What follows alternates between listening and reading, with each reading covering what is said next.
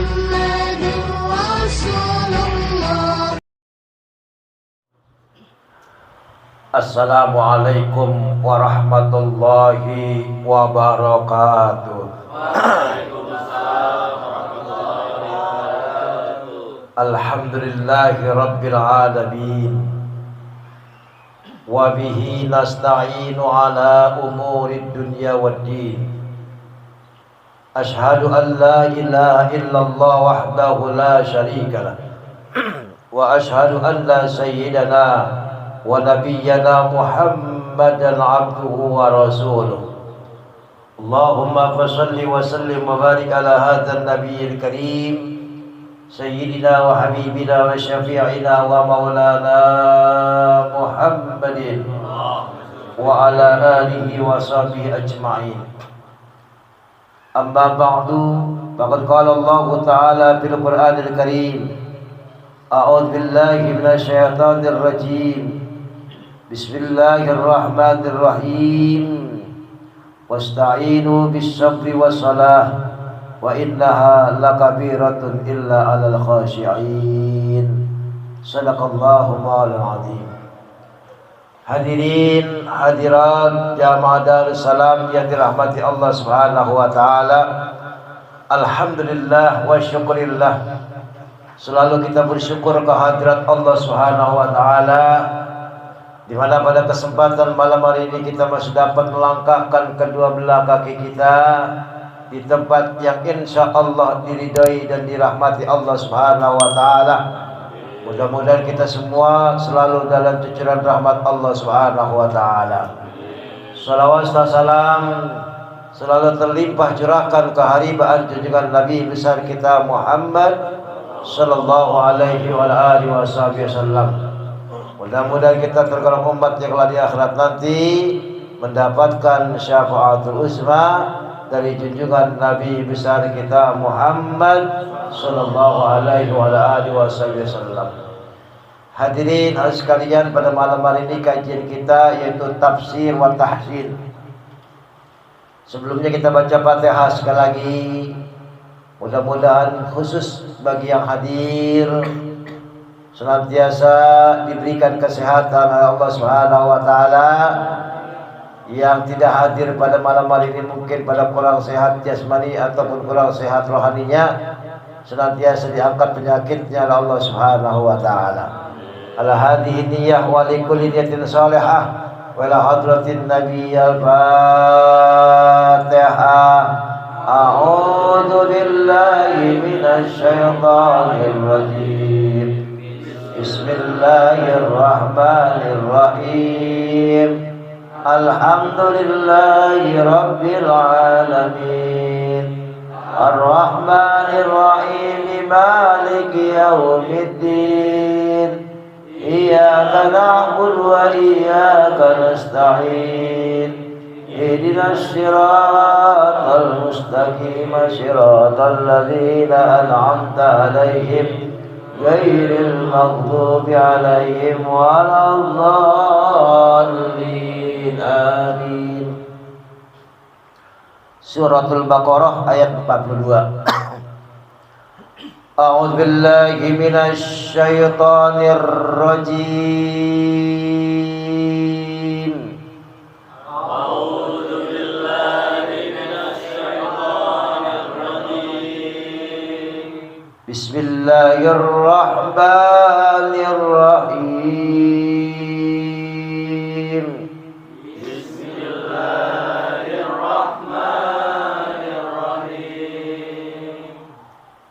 Wala talbisul haqqa bil batil.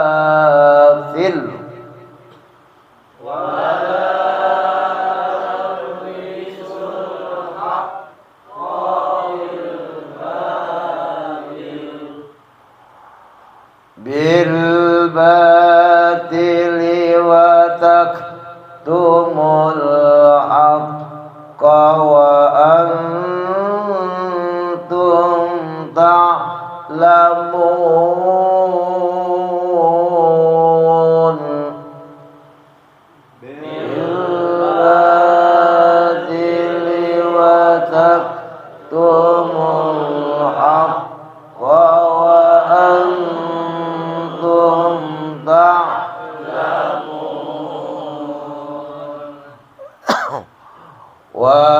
aqimus sholata wa atuz zakata warka'u ma'ar raki'in.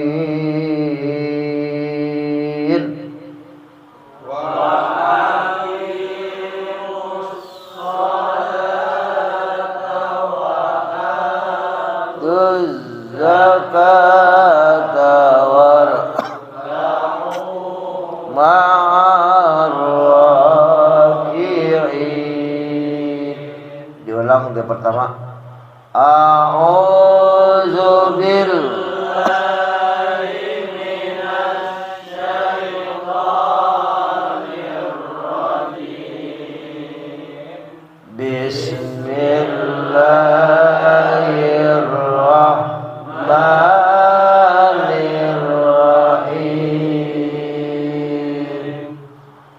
Wala talbisul haqqa bil batil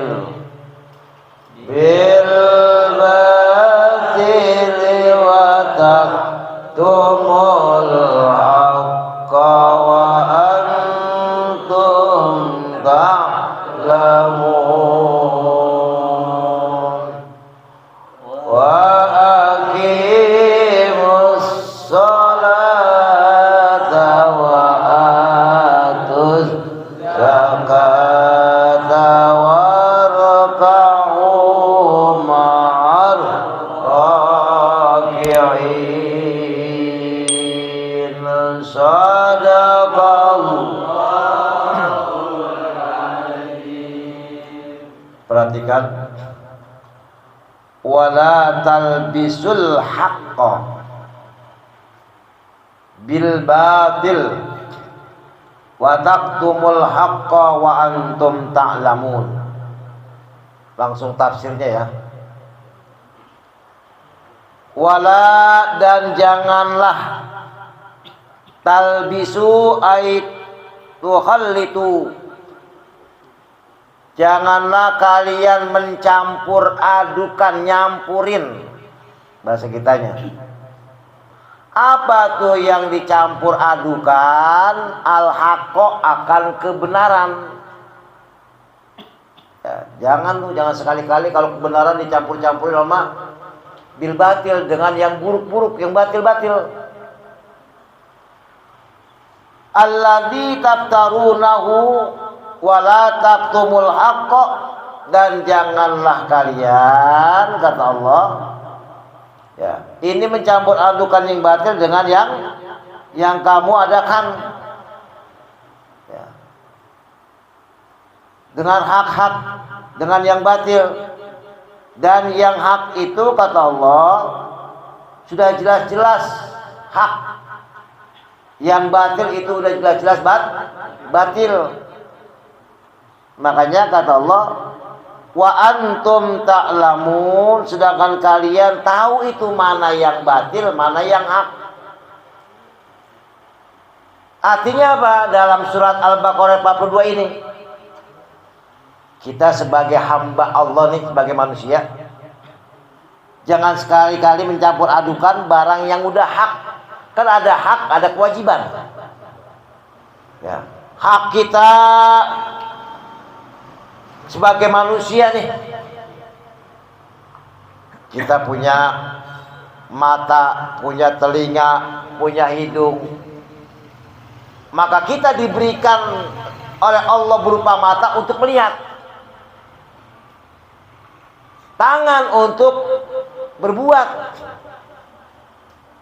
mulut untuk bicara, kaki untuk melangkah, kata Allah. Nah, kewajiban kita, kita kan hidup ada hak, ada kewajiban. Kewajiban kita karena kita udah dikasih oleh Allah, jangan sekali-kali itu yang namanya kebaikan dicampur-campurin sama yang keburukan. Ini kan ngaji nih, ngaji merupakan suatu kebaikan nih. Jangan lewat pengajian ini disisip-sisipi dengan hal-hal yang dilarang oleh agama. Nggak boleh tuh. Ya. Nonton pertandingan sepak bola, nggak apa-apa, boleh. Jangan dicampur adukan dengan taro-taroan. Menang mana nih? Menang mana nih? Ya, kalau kalah bayar. Nah, nggak boleh tuh. Pengajian, tempat zikir, tempat baca kalam Allah, tempat baca ayat-ayat Allah. Di pengajian main gaplek. Nggak boleh tuh, jangan. Seharusnya di pengajian kita zikir, berselawat. Malah justru banyakkan yang gibah. Nggak boleh. Ini kan di majlis ini secara nggak langsung kita sedang berobat. Kenapa? Kita ini punya penyakit hati, punya penyakit jasmani. Kalau penyakit jasmani berobatnya ke dokter. Kalau penyakit hati ini tempat-tempatnya nih, majlis ilmu, majlis taklim, ya, majlis zikir. Ini tempat obatin orang yang sedang sakit. Sakitnya sakit hati. Maka dari itu, ya, setiap penyakit kata Rasul pasti ada obatnya. Walikul da'in dawaun. Setiap penyakit pasti ada obatnya. Nggak ada yang nggak ada obat, pasti ada obatnya. Jangan penyakit. Wa iza maritum pawayasbin. Penyakit itu aku yang ngasih, kata Allah. Dan aku juga yang memberi. Ada suatu kisah begini. Ya. Ada orang sakit. Ya. Nah, ketika sakit, ini orang tuanya masukin anaknya ke rumah sakit. Dimasukin itu. Operasi kanker otak. Terus kata temennya yang dia seorang ustadz, kamu kok kayaknya pasrah banget ya? Ditanya. Ya, saya pasrah. Ya. Anak saya punya penyakit kanker otak. Hal yang mustahil untuk sembuh. Tapi karena saya berkeyakinan bahwa setiap penyakit itu pasti ada obatnya. Dan Allah memberikan penyakit itu pasti Allah yang menyembuhkan. Saya pasrah sama Allah. Allah itu yang mengasih penyakit. Saya sebagai manusia ini cuma pasrah. Tapi kepasrahan saya itu nggak putus asa. Kamu punya duit untuk biaya operasi? Saya nggak punya duit untuk biaya operasi anak saya. Cuma saya serahkan kepada Allah Subhanahu Wa Taala. Bayangkan. Sementara biaya operasi itu 75 juta. Nggak megang duit, nggak punya duit. Apa kata temennya? Lah kok kamu berani ya masukin anak kamu untuk operasi sementara biayanya 75 juta, kamu nggak megang duit sepeser pun. Apa jamnya? Saya pasrah, hanya Allah yang berkehendak, hanya Allah yang berkuasa. Saya cuma sekedar mengucapkan la haula wala quwata. Kata temennya, kok kamu nggak bingung-bingung amat? Ngapain bingung? Saya tawakal. Kan Allah berfirman, wa iza maritu bahwa yasbin. Ketika aku kasih penyakit, akulah yang menyembuhkannya, kata Allah. Masa Allah tega ya tidak menyembuhkan anak saya? Dan saya udah tawakal kepada Allah. Hakul yakin, seyakin-yakinnya semuanya saya serahkan kepada Allah Subhanahu Wa Taala. Sekalipun saya kagak megang biaya, sekalipun saya kagak megang duit. Akhirnya ketika mau 1 jam mau operasi, ya, di WA oleh seseorang, disuruh datang ke kantor untuk apa? Untuk membeli peralatan kantor. Berangkat ke kantor, dibeli itu perlengkapan kantor. Sebagai balas budi direktur ngasih hadiah kepada dia. Berapa? 75 juta. Sebesar biaya operasi. Bayangkan. Kalau Allah sudah berkehendak, siapa yang bisa Ya, siapa yang bisa menandinginya kalau Allah sudah berkehendak? Nih kita hidup bisa begini, pasrah. Ya saya mah pasrah dah, mau bagaimana kek.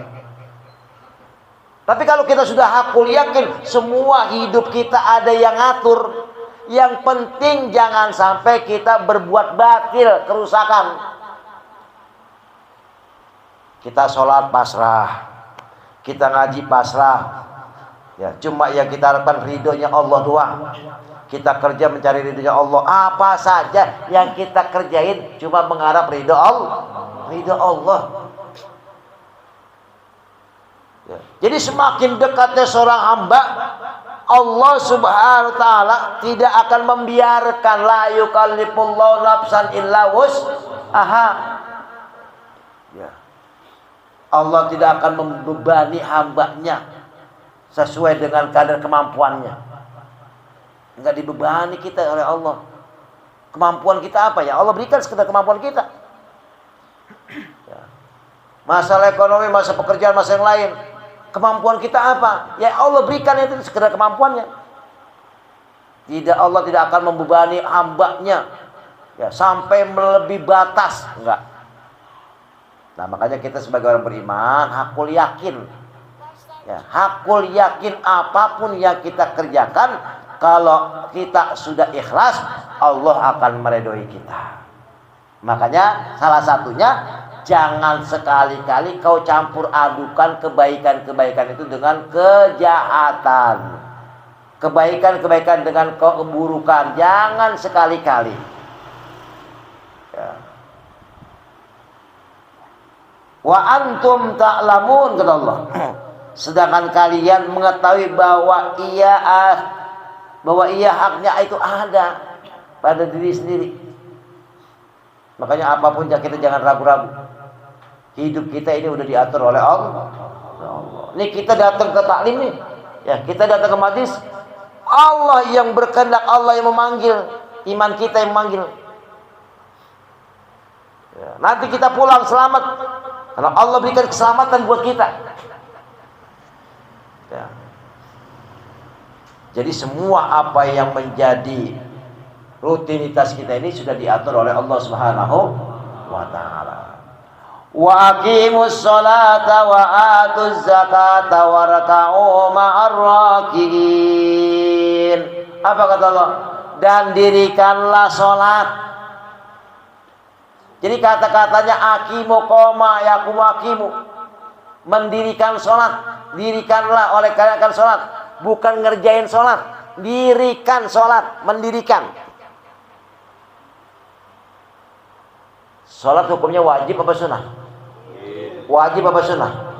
Tapi buat orang yang beriman, sholat itu bukan wajib lagi. Buat orang yang beriman, sholat itu merupakan suatu kebutuhan. Lewat sholat kita bisa berdialog dengan Allah. Lewat sholat kita bisa berdoa dengan Allah. Lewat sholat ya hubungan kita kepada Allah semakin dekat. Lewat ibadah sholat. Makanya kata Allah waqimus sholat. Yang pertama tuh. Wa atu zakat. Yang kedua, ketika kita udah sholat Allah berikan rezeki, jangan apa lupa dikeluarin, yaitu dijakati. Makanya zakat itu termasuk kewajiban kita sebagai umat Islam, zakat. Warka'u ma'ar raki'in.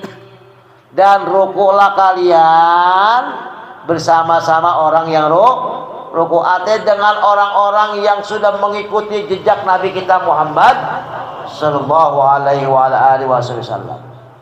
Jadi artinya sholatlah kalian bersama Nabi kita Muhammad dan para sahabatnya. Sahabatnya kita belum pernah ketemu. Apalagi Nabi kita Muhammad kita belum pernah berjumpa. Dengan sahabatnya kita belum berjumpa. Dengan para pengikutnya kita pelajari. Pengikutnya juga belum pernah ketemu. Dengan para ulama. Ulama kita juga belum pernah belajar, belum pernah ketemu. Dengan guru-guru kita yang ada. Nah, ini. Tapi jangan sampai nanti salah kaprah.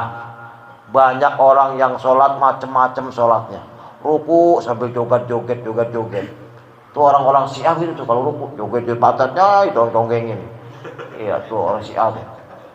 Iya, sampai Allah berapa kali gerakan gitu. Tuh orang Syiah tuh. Jangan sampai. Nah, kita ngikutin apa yang diajarkan oleh guru-guru kita minimal. Ya. Kalau para ulama-ulama kita cuma sedengar apa yang disampaikan. Ya. Bagaimana saja apa yang kita dengar, apa yang kita tahu, apa yang kita pelajari dari orang-orang yang masih hidup, yaitu guru-guru kita, orang yang alim. Biar apa? Biar kesempurnaan ibadah sholat kita benar-benar ada dasarnya. Bukan cuma sekedar kita dengar. Ya. Makanya kata Allah, rukulah bersama orang-orang yang ruku. Artinya Allah menunjukkan kepada kita nih untuk apa?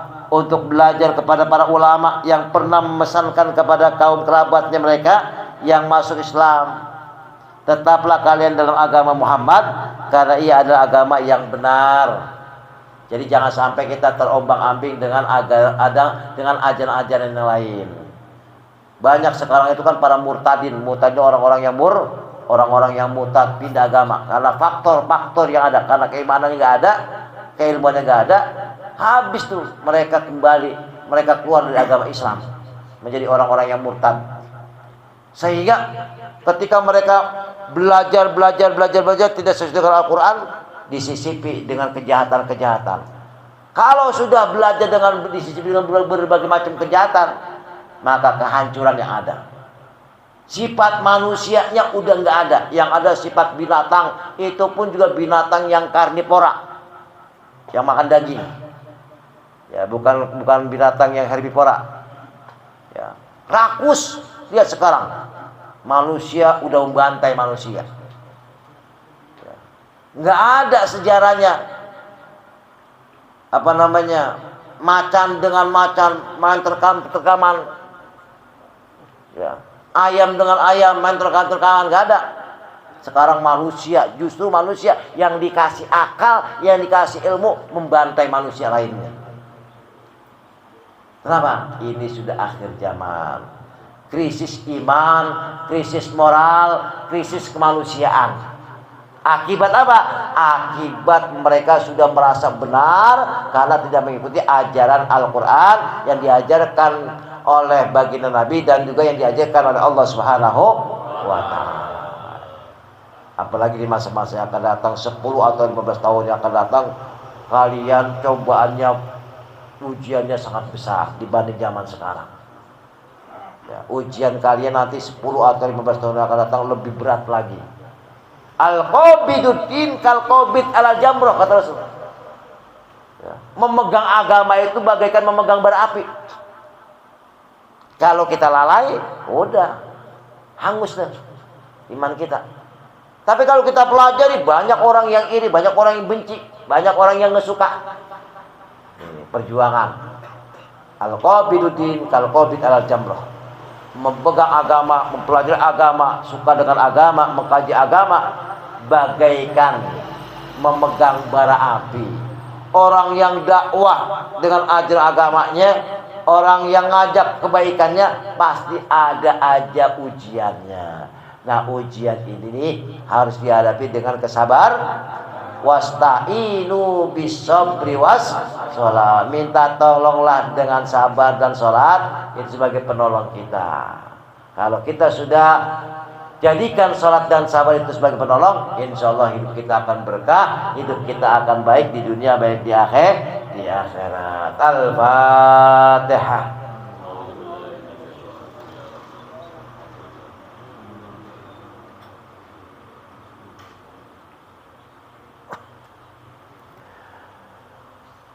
Bismillahirrahmanirrahim. Allahumma anta rabbi la ilaha illa anta khalaqtani wa ana abduka wa ana ala ahdika wa wa'dika mastata'tu a'udzu bika min syarri ma sana'tu abu'u laka bi ni'matika alayya